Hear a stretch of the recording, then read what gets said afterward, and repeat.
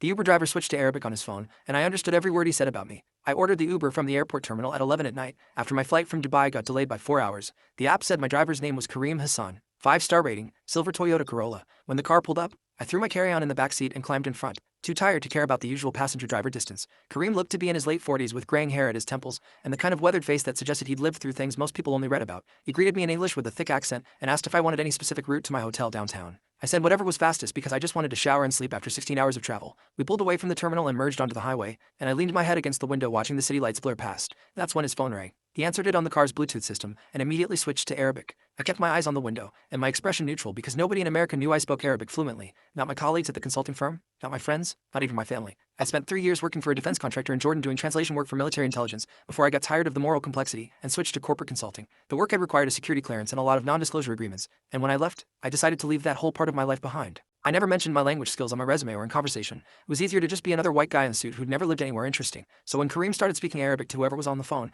he had no reason to think I'd understand every single word. The conversation started normally enough. The person on the other end asked how his night was going, and Kareem complained about airport traffic and cheap passengers who didn't tip. Then the other voice said something that made my blood run cold. He said in Arabic, "Did you pick up the consultant yet? The one from the Jordan flight?" Kareem responded, "Yes, he's in my car right now. Looks exactly like the photo they sent. Blonde hair, blue eyes, about 30 years old. He's half asleep." I kept my face pressed against the window, but every muscle in my body had gone tense. Someone had sent Kareem my photo. Someone knew I was coming home tonight and had coordinated to make sure he was my driver. The voice on the phone continued, "Good. Take him to the warehouse on Riverside instead of the hotel. We need to ask him some questions about his time in Jordan, about who he worked for and what he knows." My mind was racing, but I forced myself to stay completely still, to keep breathing normally, to give no indication I understood. Kareem said, "What if he resists? What if he realizes we're not going to his hotel?" The voice replied, "He won't realize until it's too late. By the time he figures it out, you'll already be at the warehouse. Mahmoud and his guys will be waiting. They'll handle it from there." Kareem asked, "And after they question him?" There was a pause before the voice said, "That depends on what he knows and whether he's willing to cooperate. If he's smart, he'll tell them everything. If not." The sentence hung unfinished, but the implication was clear. I was being driven to a secondary location where people would be waiting to interrogate me about my work in Jordan,